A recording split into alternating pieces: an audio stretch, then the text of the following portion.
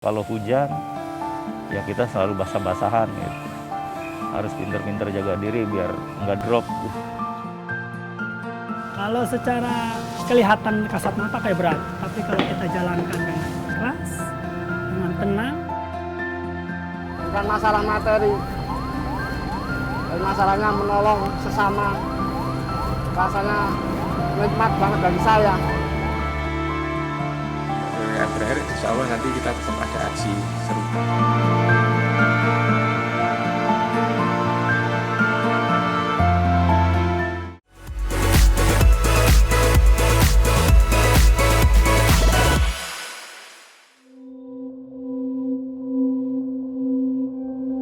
Tentunya lebih banyak dukanya ya Pak.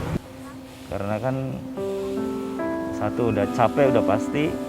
Kedua kalau faktor cuaca, kalau hujan, ya kita selalu basah-basahan gitu. Harus pinter-pinter jaga diri biar nggak drop. Kalau secara kelihatan kasat mata kayak berat, tapi kalau kita jalankan dengan ikhlas, dengan tenang, yakin bahwa itu tidak terjadi apa-apa. Kalau misalkan memang sudah waktunya, ya sudah, itu enteng. Yang penting kita harus tahu prosedural dan protokol kesehatan. Bukan masalah materi, dan masalahnya menolong sesama. Rasanya nikmat banget bagi saya. Kita sebenarnya ada keterbatasan ya Mas ya, karena kita juga korban pandemi juga dalam tanda petik itu. Dengan dukungan yang ada kita mungkin sampai PPKM berakhir Mas.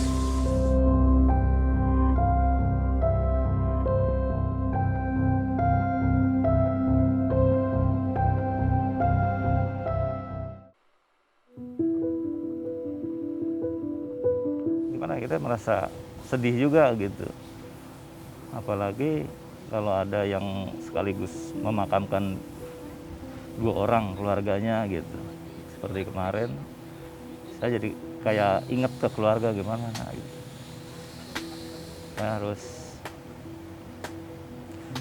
ya sedih lah melihatnya. Nggak bisa diomongin gitu. Ya, kesedihannya saya lihat itu ya karena ditinggalkan untuk selama-lamanya mungkin sama almarhum. Kadang-kadang ada yang sampai jatuh pingsan juga. Ya, biasanya kan pemakaman itu kita 1 orang untuk mengajankan.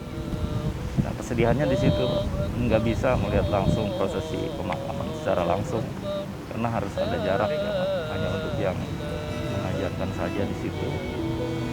Keluarga hanya dari jauh, setelah ditutup baru keluarga bisa datang ke makam itu. Itu pun hanya 4 orang. Pandemi ini orang keluar atau orang menjauh dari yang kena musibah, kita maju. Ibaratnya ada nilai tersendiri, bukannya membanggakan diri, tapi ada rasa senang sekali di situ. Kalau dukanya, pada saat kita mau melakukan pemusaran, perlengkapannya kurang. Jadi kita bingung, kita sudah mau lakukan terbaik, nggak taunya kurang, ada kekurangan misalkan plastik kah, kita bingung. Atau kekurangan bahan-bahan yang kita perlukan, peti yang kita harus perlukan, tiba-tiba tidak ada. Kadang kita bingung, bagaimana ini udah harus segera gitu. Sedangkan mayat ini, jenazah ini harus segera kita pusarkan atau kita kuburkan secepat mungkin. Awalnya saya diajak teman untuk menjadi driver mobil ambulan. Jadi karena ada tawaran untuk sebagai relawan, saya langsung ya setuju. Karena sisa umur saya itu saya sumbangkan karena saya tidak bisa menyumbang dengan materi yang lebih besar. Jadi materi saya, tenaga saya yang saya sumbangkan. Kalau motif ekonomi terus terang saya nggak ada. Saya sudah cukup, semuanya cukup walaupun kehidupan saya seperti ini. Saya nggak pernah ada kekurangan. Jadi pekerjaan apapun yang saya kerjakan di lingkungan saya nggak pernah minta bantuan apapun. Saya nggak ada minta bayaran. Covid gelombang kedua ini ada fenomena isolasi mandiri. Orang-orang banyak yang dia harus menjalani, harus berjuang melawan Covid itu di rumah. Dan dia harus berjuang sendiri tanpa dukungan medis karena memang fasilitas medisnya sudah overload ya. Dan itu kita juga, saya baca-baca itu ada banyak yang mereka terabaikan, bahkan sampai meninggal tidak ketahuan gitu. Nah, saya tidak ingin setidaknya di lingkungan kami itu ada orang-orang yang terabaikan seperti itu.